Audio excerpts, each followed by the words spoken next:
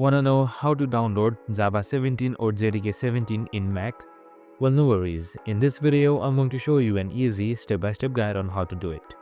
It's super simple, so let's get right into it.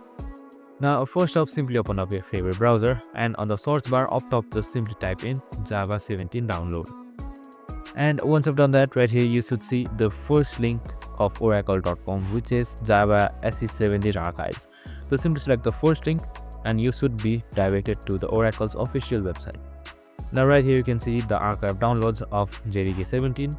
Now just simply scroll down until you find Mac OS. So right here you can see Java Kit 17.0.12. So just simply scroll down until you see Mac OS right here. So just simply select your ARM64 or Mac OS x64 archive and download it. Or you can just scroll down and get other versions and download it as well. Now just simply select the link right here. And once that is done, your downloads would begin just like this. And that's it. Super simple and easy. I hope this video helped. If it did, make sure to like, subscribe and tune in with us for more of these videos. See you in the next one.